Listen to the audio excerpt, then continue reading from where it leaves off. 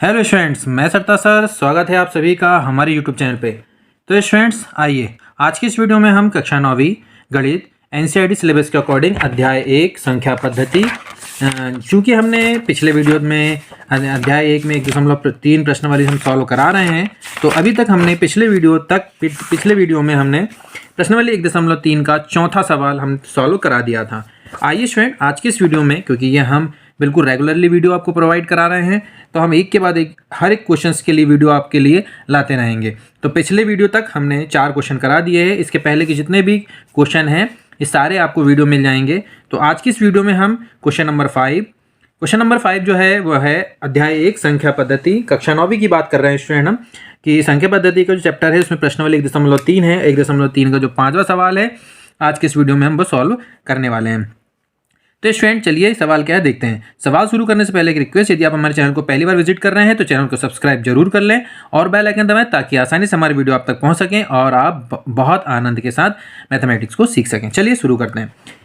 Question number 5 हमारे पास 1/17 के दशमलव प्रसार में अंकों के पुनरावृत्ति खंड में अंकों की अधिकतम संख्या क्या हो सकती है, अपने उत्तर की जांच करने के लिए विभाजन क्रिया ज्ञात कीजिए। यानी स्टूडेंट हमको 1/17 को 10 का दशमलव प्रसार करना है, अर्थात हमको इसको दशमलव के रूप में लिखना है और ये दशमलव प्रसार तब तक करना है हमको कि जब तक कि अंकों की पुनरावृत्ति नहीं हो। तो कितने अंक तक इसका दशमलव प्रसार हो सकता है, चलिए हम इसको हम सॉल्यूशन करते हैं। तो स्टूडेंट चूँकि हम 1/17 की बात कर रहे हैं तो 1/17 हम जो भी हम सॉल्व करना है हम उसको लिख लेते हैं कि 1/17 है ना, 5वां सॉल्यूशन 1/17। जो इसका अर्थ क्या होता है स्टूडेंट कि 1 में हमको 17 का भाग देना है। तो चूंकि 1 में 17 का भाग नहीं जाएगा इसलिए हम दशमलव लगाएंगे, तो दशमलव का ये 0 हो जाएगा।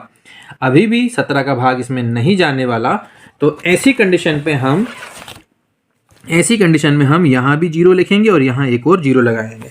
अब स्टूडेंट हमको यहाँ पर 17 का पहाड़ा पढ़ना है और 17 का पहाड़ा ऐसा पढ़ना है कि वो 100 से आगे ना जाए। तो चलिए पहाड़ा पढ़ लेते हैं स्टूडेंट हम कि 17 1 कम 17 हम इस तरीके से पढ़ेंगे। तो 17 दूनी 34, 17 तिया 51, 17 चौवा 68, 17 पंचे 85, 17 छिंग 102, तो 85 5 बार है ना। तो 17 पंचे क्या होता है स्टूडेंट 85, तो ये 85 को माइनस करेंगे, शेषफल 15 बच जाएगा। फिर एक 0 लगा लीजिए, एक जीरो लगाने की अनुमति है तो एक 0 लगाएंगे। अब आ गया 150। 17 का पहाड़ा पढ़िए कितने बार जाएगा, तो 17 का पहाड़ा पढ़ेंगे तो ये 8 बार जाएगा है ना। तो 8 7 56 का 6, हाँ सिलाई 2, 8 1 कम 8, 8 1 कम 8 और 5 13, यानी 17 8 136 होता है। ठीक है, चलिए अब इसको घटा दीजिए तो ये आ जाएगा 14। तो फिर एक 0 लगा लेंगे, तब भी हमने 36 लेकिन 17 8, तो यानी 8 बार और चला जाएगा। ठीक है, इसको सॉरी 17 136 है ना। तो शेषफल बच जाएगा हमारे पास 4। अब एक 0 लगाने की अनुमति है तो 0 लगा लीजिए। 17 का पहाड़ा पढ़िए, 17 1 कम 17, 17 दूनी 34, तो दो बार चला जाएगा। ठीक है, तो ये हो गया 17 दूनी 34, घटाएंगे शेषफल ये बचेगा, 0 लगाने की अनुमति है। फिर 17 का पहाड़ा पढ़िए, 17 1 कम 17, 17 दूनी 34, 17 तिया 51 हो जाएगा है ना। अभी हमको करते चले जाना है स्टूडेंट, जब तक करना है तब तक कि भाई ये पुनः ये 0 5 8 8 वाली अंक पुनरावृत्ति होना शुरू ना हो जाए, तब तक हमको भाग करते जाना है। ये हो गया 9। अब हम एक 0 लगा लेते हैं। फिर 17 का पहाड़ा पढ़ेंगे हम, 17 1 कम 17, 17 दूनी 34, 17 तिया 51, 17 चौवा 68, 17 पंचे 85, तो ये हो जाएगा 85। ठीक है, फिर 5 हो गया, फिर 0 लगा दिए हमने, 50 आ गया। तो फिर 17 का पहाड़ा पढ़िए, 17 1 17, 17 दूनी 34 है ना, तो ये 2 हो गया।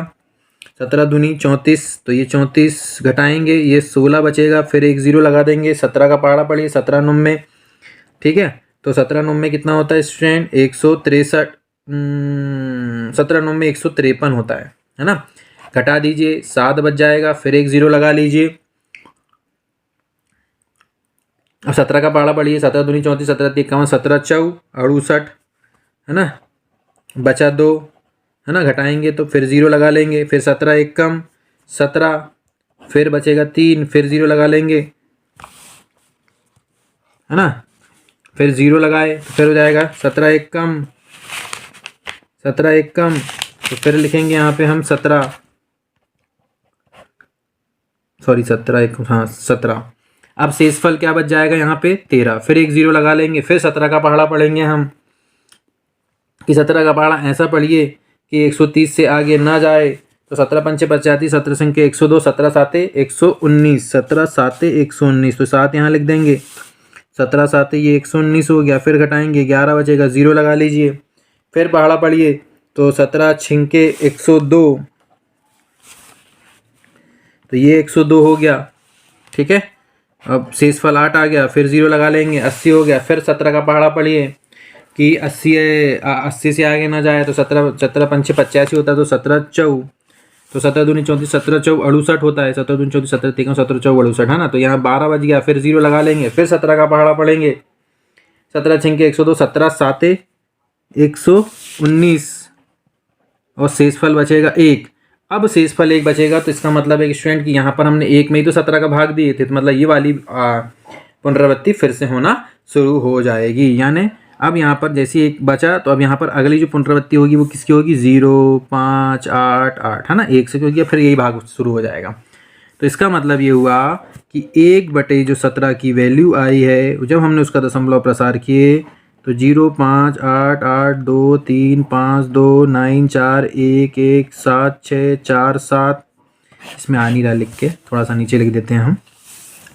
ये जो लिखा हुआ है इसका मतलब होता है कि 1/17 का जो मान आया वो कितना आ रहा है स्टूडेंट? 1.0 है ना, 0.8, 8, 2, 3, 5, 2, 9, 4, 1, 1, 7, 6, 4, 7, फिर 0, 5, 8, यानी ये दोहराई जाएगी तो 12 लगा देंगे।